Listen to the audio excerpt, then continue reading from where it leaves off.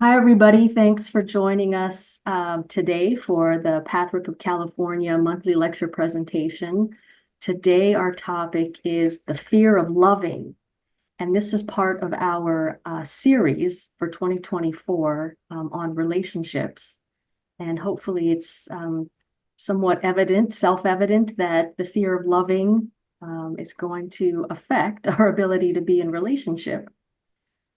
So that's why it's part of this series. And I'm Janice Yasui. I'm an apprentice helper through Pathwork of California. And I love teaching Pathwork. So I'm excited to be here today and thank you for joining me, whether it's live or in the recording here. So to get started, why don't I share my screen?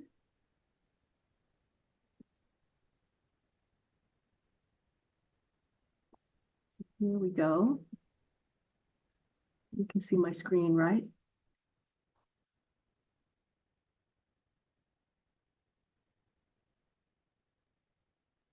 And I don't want you to read this next slide.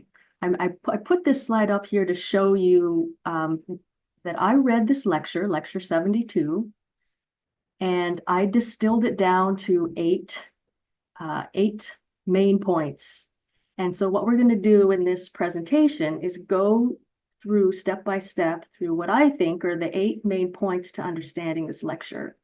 And what we're going to do this time is a little bit different for those of you who were there at my last presentation for POC.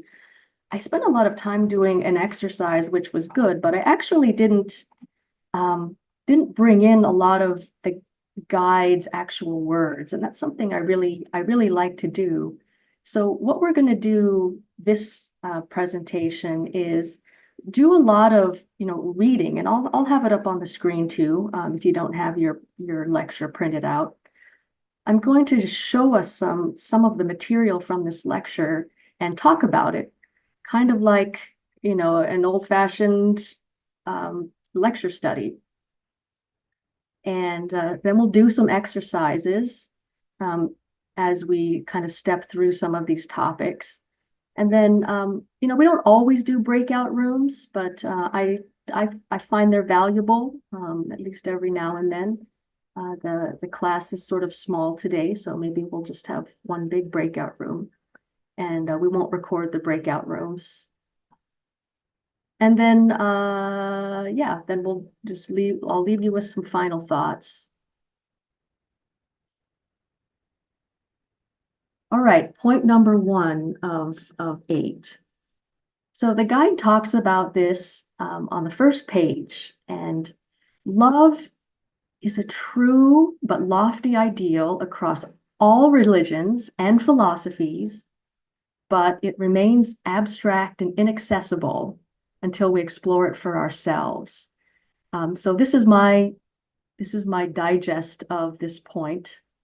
And who's going to argue that love, all we need is love, and love makes the world go round, and all of that stuff. But what does that mean for our daily lives? And the guide says, as you all know, at least theoretically and intellectually, love is the greatest power in the universe. Every spiritual teaching or philosophy, every religion, even modern psychology proclaims this truth. Love is the one and only power. With it, you are mighty, you are strong, you are safe. Without it, you are poor, you are separate, you are in seclusion and in fear. But this knowledge cannot really help you unless and until you discover where, deep inside yourself, you cannot love. You do not want to love, and you do not know why this resistance to love exists. Without this very particular knowledge, this great eternal truth remains a lofty ideal that you cannot possibly apply to your person, to your life right now. Give me a second while I readmit somebody.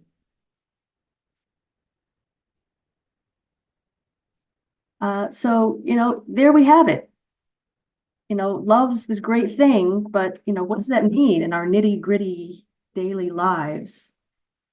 And so next, what the guide tells us is, well, if we really look inside ourselves, what we will find is that we can't or don't want to, or we don't know how to love. And further, that this stems from our own fear of love. So here are the guide's words. Those of my friends who really work on this path, who progress in their inner search, have, after much digging and exploring, come across a fear of loving. Those of you who really work constructively have finally fully become aware that this fear exists. And this is good progress indeed, for without this awareness, the further necessary steps cannot be attained. Again, it does not suffice to be aware of it theoretically. You must actually experience this emotion, this fear that we're talking about. Most people who do not wish to know themselves are not even aware that this particular fear is in them.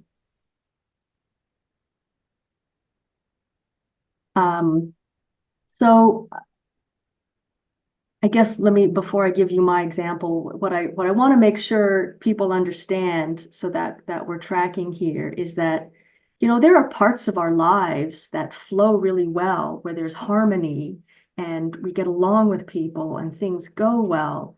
So some parts of our lives are effortless, but it's these other parts where we feel stuck, where there's friction, where relationships aren't working. It's here where we're probably going to experience these negative emotions. So as anytime we read the Pathwork material, but certainly when we're talking about it, this fear here, I want to make clear that it's not like I'm a fearful person. There are certain places in my life where I'm stuck, or where my relationships are not flowing.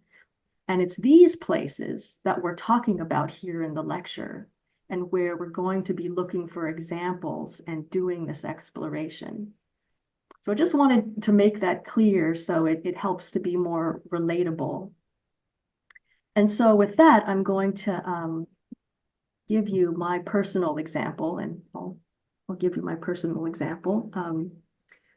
In my, if you were present in my last class, I used this example about my relationship with a boss that I had many years ago. And long story short, there was friction between me and my boss about a few things, but in particular about these reports that I would have to submit. And I would submit the reports, and there would be mistakes on them and errors, and I felt like I was criticized. So I would try really hard and submit these reports and even ask my boss, what do you want? I want to do this right. And for some reason, the communication didn't happen, or we talked a little bit about it this last time. There were certain blocks and forcing currents on both sides. So I just never felt like I got the information. So I would submit these reports and they would be wrong. And then I would start feeling frustrated. And at one point, my boss even called me out as being hostile, which shocked me because I wasn't even aware that I had feelings of hostility. So in my example, I thought I was in the right. Let's just put it simply that way. And it could be any example like this that I'm going to ask you to find in our first exercise. Of course, it could be a loving romantic relationship. It could be a family member. It could be a child. It could be anyone. All right, so if you like to journal with a pen, that's good. Or if you want to do this as sort of an inward meditation, I invite you to kind of settle in your seat and go inward. Just take a moment to you if it feels good. close your eyes and let's kind of try on this concept. We're not going to do a deep dive here and do our feelings, but let's try to identify our way of this feelings fear that the guide says everybody has. So I invite you to think of a scenario in which you wish more love had been present. And if love, doesn't fit, say, with a boss or whatever, in which more love, harmony, warmth, generosity of spirit you wish had been present. It could be a scenario happening right now, or it could be a scenario from the past. But just imagine this scenario and this other person. And without too much intellectual thought, imagine the scenario and tune into your emotions. What emotions and even body sensations accompany your reimagining this scenario? Just for a few moments, observe and track your emotional experience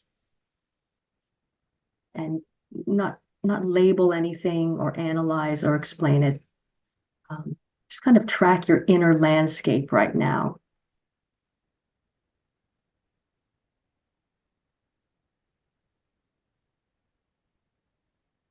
And as you track your inner landscape, I invite you to ask whether you can sense one or more currents of emotion, and if one of those might feel like fear. And if not outright fear, maybe distrust.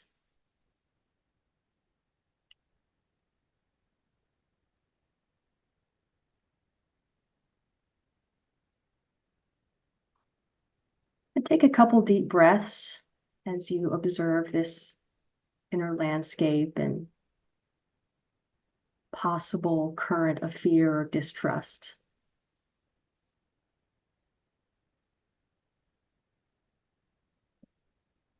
And in the next couple breaths, I invite you to move from inward to outward and come back to your own room and the Zoom space whenever you're ready.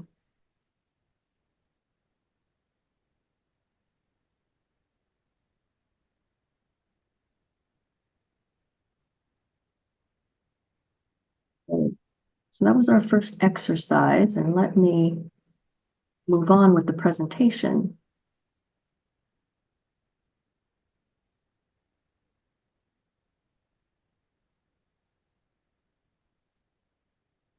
Okay, so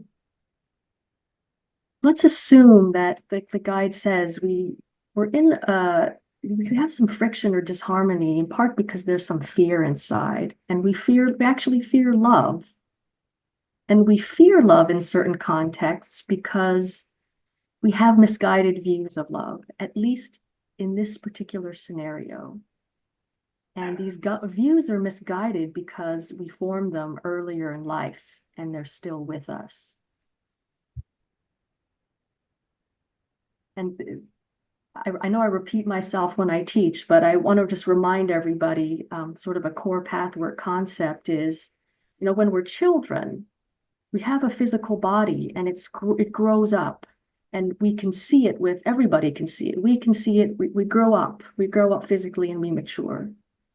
And then we also have a mind, and the mind interacts with the outside world and engages, and the mind also grows up in a very visible way.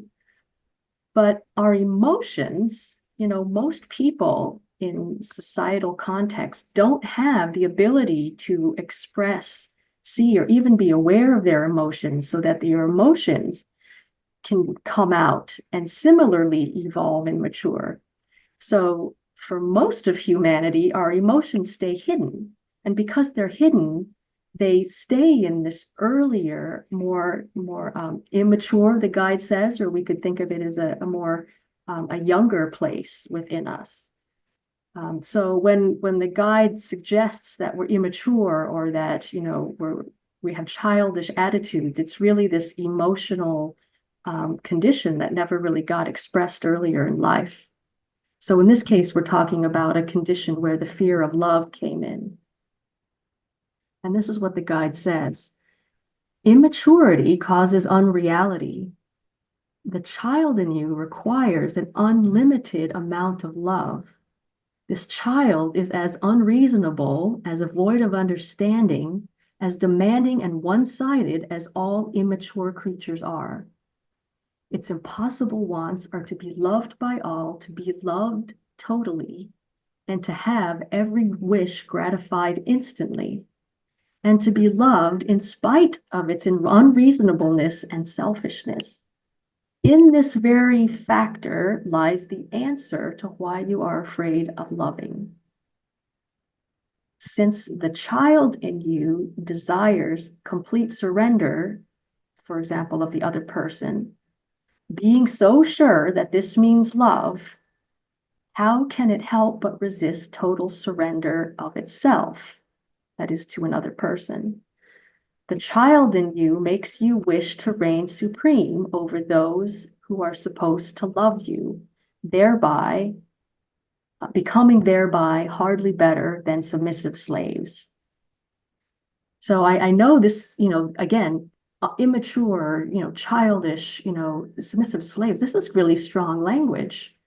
So again, the guide is specific in using language, and it's strong because this is the emotional state. We might all be very reasonable intellectually, but when our emotions are not within our control, there is something else going on subconsciously, and it's strong when it's unconscious.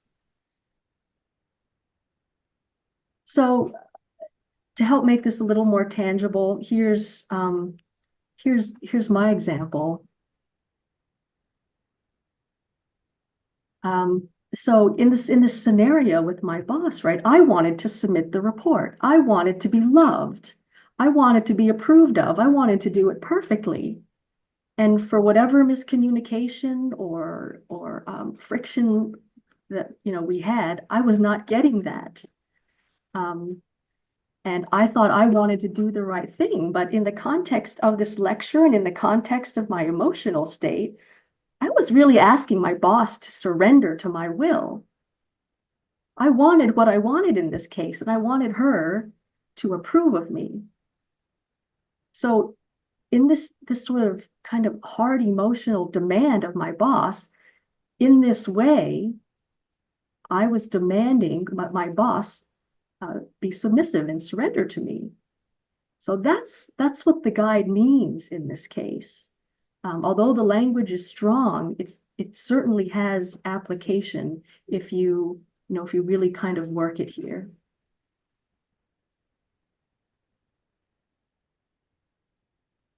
Okay, let's get back to our slides. This is the most reading at you that I'll do in one stretch. So, and then the guide goes on and says, in other words, you thus create your own inner unconscious concept of what love is, which parallels the general concepts of love as taught in some religions and philosophies, at least in outer appearance, where when you submit, it seems that you're being unselfish and you're offering a sacrifice. It seems to you that the other person is in the center of your world. And while this might be true to some extent, say on the outside, say in my example with my boss, I thought the boss was the center and I was pleasing her. But in reality, it is you. And in my example, it was me who was really at the center. Your concern is to bring the other around to follow your will of loving you according to your childish concept. Since your concept, being unconscious, is all the more powerful, it is all the more powerful. And it is that love means slave submission. And you do not really wish to love.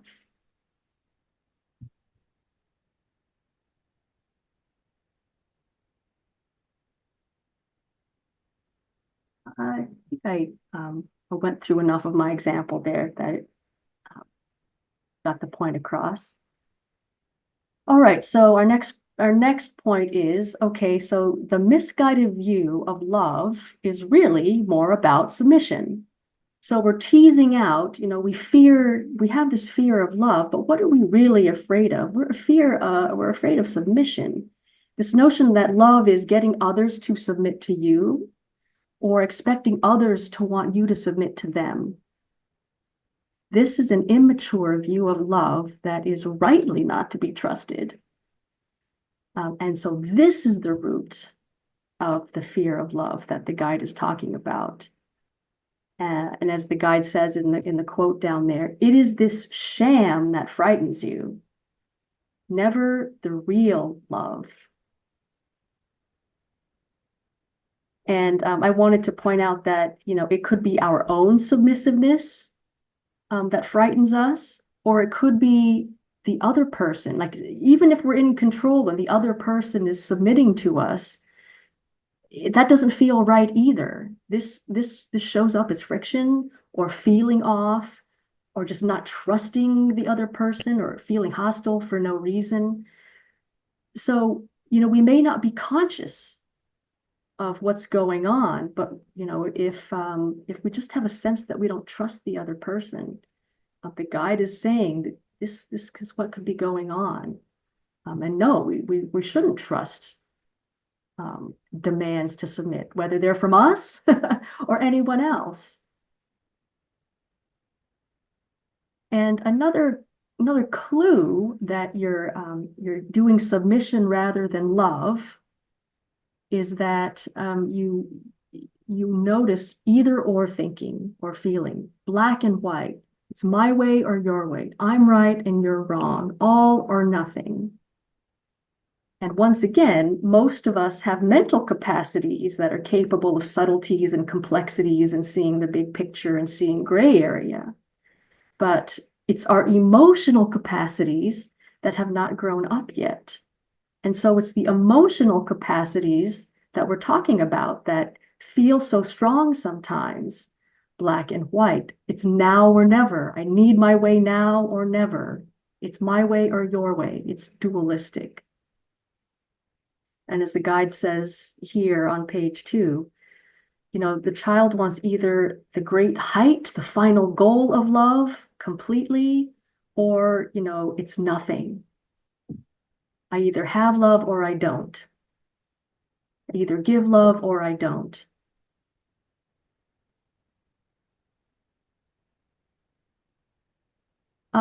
Okay, so I kind of threw a lot at you there, so I wanted to stop for a second and see if there are any questions at this time. If everybody's tracking me wonderfully, that's great. But what are you guys thinking about all of this?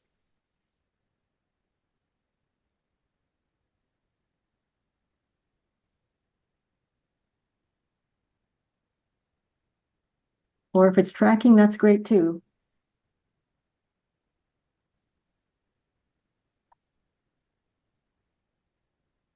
Okay, looks like everybody's tracking pretty well, so I will share my screen again.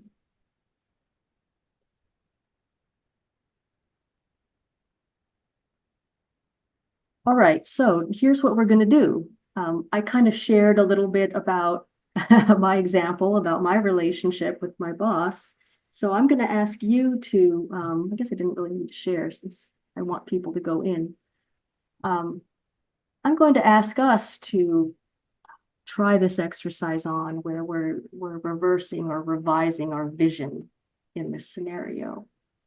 So once again, kind of get comfortable and ground in your seat and do what you need to do to go inward and reimagine that scenario that you had worked with in the first exercise in which you wish more love had been present. And so now that we've talked a little about this and with your new mental understanding of this topic, see if you can try this on as a new emotional understanding of this topic, of this scenario. Can you see how you might have had a one-sided demand, an all or nothing desire, or a forcing current to have things your way, or of being solely right?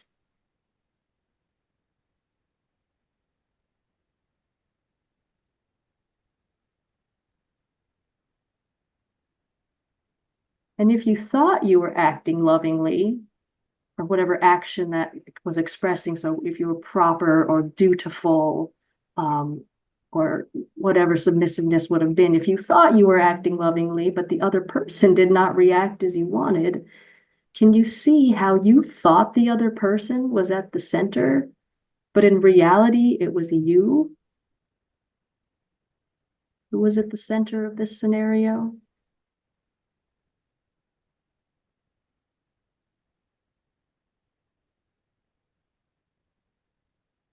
And once again, just kind of breathe into your inner landscape right now. Keep a relaxed and open mental state just to invite curiosity and see if any new vision or feelings appear in this inner landscape.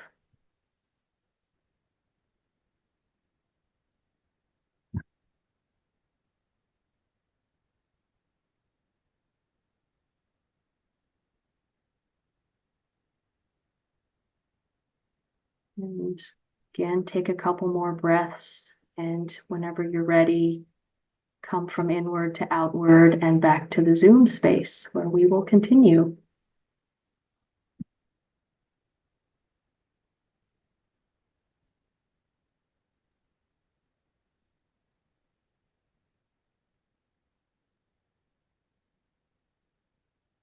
Okay, this brings us to, kind of one of the guide's main points in this lecture. Sometimes what I call the so what, okay, so what? Now what are we supposed to do? And the guide says, we cannot achieve perfect, pure loving overnight.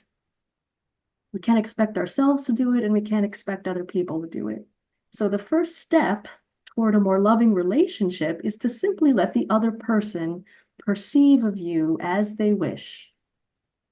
And while you continue to keep them in kind regard and in relationship with them. And the guide says, in reality, this is a gradual process of growth and maturity. You will not come to the point at once when you experience the great encompassing love your soul strives for. It's not that it doesn't exist. True love, blissful love, encompassing love does exist, but in every daily life for humans, it's gradual. And the guide says, you will realize that you can only hope to reach the final fulfillment of love by starting on the lower steps of this ladder. Perhaps one of the first steps is the ability of allowing other people to feel about you as they wish. If this inner permission is given genuinely, you will learn to give up your will without feeling hostile. You will get to the point when you can truly like and respect others, even though they did not submit to your will all the way. And this may not sound like very much, but this is a decisive step, my friends, and in reality, it is more dramatic than anything that can be seen from the outside. This will launch you on the ladder upwards towards the heights that can eventually be yours one day, but not ever by skipping the seemingly trivial and undramatic step. In this way, you will find it possible to truly apply the great concepts of universal truth about love in your practical, everyday life, right now and right where you stand. This is possible for you now. And what I wanted to add to this statement by the guide is that it is very subtle the guide says this is more dramatic than anything that can be seen from the outside. So if we want to try to implement in daily life, there's a difference between, say, being in an argument with someone and saying, okay, fine, fine, have it your way, or even the phrase, okay, let's agree to disagree.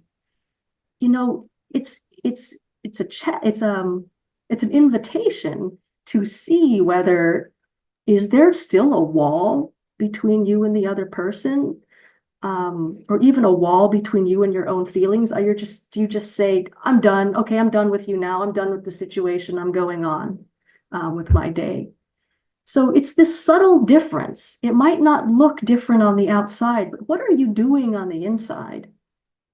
Is it, okay, fine, whatever? Or is it really, I really still love and respect you and allow you to feel that way? There's a big difference. And again, it may not look any different on the outside. But by practicing this in daily life, we lessen our own, our stake in our own perception being the only right one. And when we do that, we're more open to perceive reality as it really is. And so then the guide spends like a page talking about reality. And so, why is reality so important now? So I'd like to read some of this to connect that. And the guide says, as long as the child in you persists in its strong self-will current of subtly, emotionally, and unconsciously forcing others to submit, therein you construct wishful thinking, unreality situations in your expectations. This unreal form is a constant hazard, and you forcefully close your eyes to it, thus never seeing what really is. So I'm going to pause for a second and say, so in the situation with my boss, my wishful thinking was that I was going to do this report right someday and get approval and admiration from my boss. And, this was not, this was wishful thinking. And it was a constant hazard to me, kind of pushing against her, trying to, get from her what I wanted. It was not, comfortable. So this was the constant hazard, and this was the unreality that I was living in. Maybe I could have, understood more what her side of the situation was and why she was denying me information and success. But I didn't see it. I was living in an unreality situation with this report. And then going on, the guide says, letting go of the self-will forcing current brings in its wake that you become objective in your evaluation of others, that you learn to give up your will gracefully. Thus you learn human affection and respect for the offender of your will. You refrain from constructing unreality situations which obstruct your view of that which really is. In that, you not only ignore reality, but you reject it. By accepting reality, thus seeing what is, your intuition will grow more reliable. And as you learn to trust yourself and others, loving will cease to be a danger for you. And so the other point I wanted to make about this, what's so important about reality, as we learn in Pathwork, the more we, widen our viewpoint and understand the subconscious motives of ourselves, which kind of tunes us into maybe the motives of others, just the more you see of reality about what's going on, the more information you have to make the right decision, do the right thing, say the right thing. So intuition can seem like this magical concept where you just pull things out of the air. But when we work with the Pathwork material and just clear the haze and clear the blocks and tune into what's really going on inside, intuition is just a matter of seeing more of what's really happening. And sometimes it can seem magical. But this is kind of the breakdown of how we be in more trust and love because our intuition is serving us. All right, so that brings us to our final exercise where I'm going to ask us to contemplate taking our relationship or scenario that we've been working with to this lower step of the ladder that the guide talks about. All right, so once again, settle in to go inward and again, recall the scenario that you've been working with and the other person. And now as you picture it, can you imagine a different, larger reality? A reality that not only includes the other person's viewpoint, but accepts the other person's viewpoint, accepts that it exists, and therefore accepts its validity.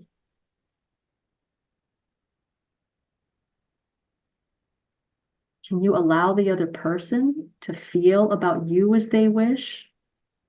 Just feel as they wish?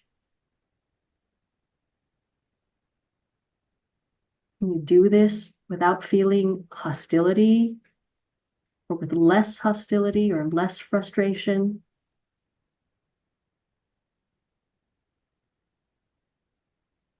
Can you sit with not getting what you want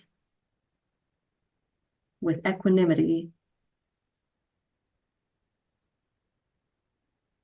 Can you sit with this and just try on simply liking and respecting the other person in a genuine way, in a pure way, as an emotion,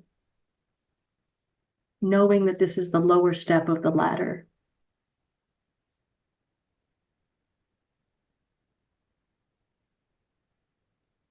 Once again, take a deep breath and breathe into your inner landscape. And I invite you to notice, maybe is there a difference in how you feel now in this scenario, in relationship with this person, in the situation?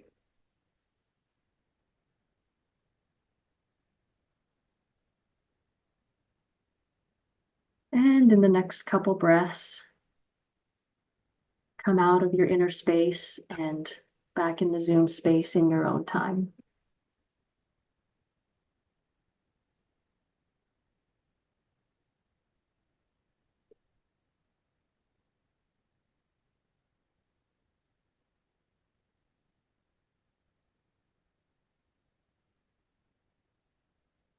Okay, remember I said at the beginning, I distilled it down to 8 points. So here we are at the 8th and final point here, which, as I would phrase it, when we perceive reality as it is, we understand people and situations. With the clarity of perceiving without judgment, possibilities, options, and choices become clear. We can then decide and act without fear.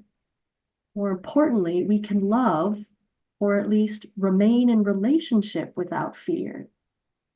With freedom from fear, we are free to live from our desires and intuition. We can create more fulfilling, loving relationships and lives.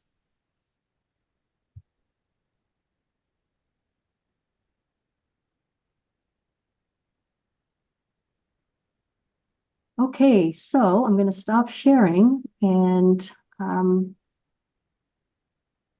invite us to go into breakout rooms. Now, do we want to do breakout rooms? Oh, yeah, let's do breakout rooms. Let's do breakout rooms, even though there's a few of us. Let's do it.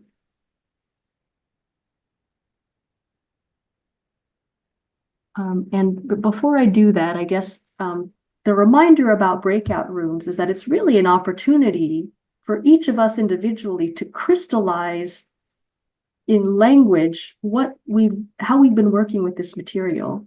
It's more about an opportunity for us to speak about this and just make it clear and take what's inside and bring it outside.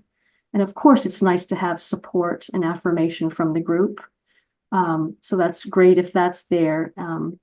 But what it's not about in breakouts is, expecting or giving advice or analysis of what people are sharing. It really is about this opportunity for us to crystallize, what we're doing on the inside and making it real. So here we go.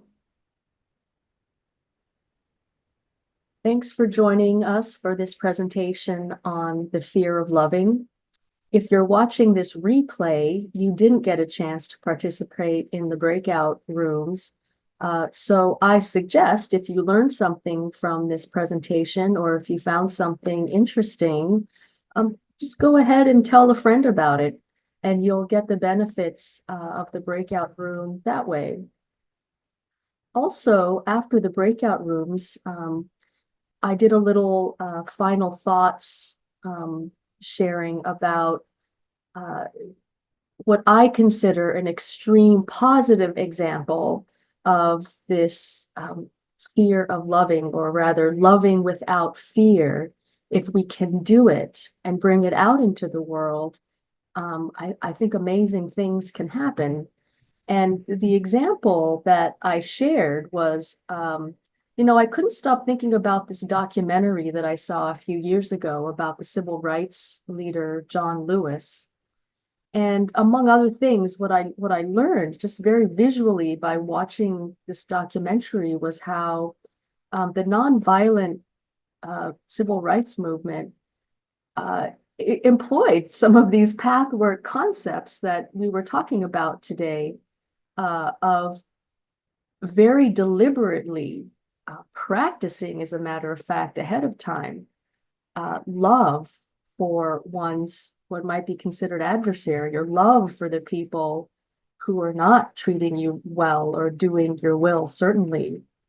So a big part of the movement was this inner work, not just showing up, say, at a lunch counter to demonstrate externally, but doing the inner work ahead of time.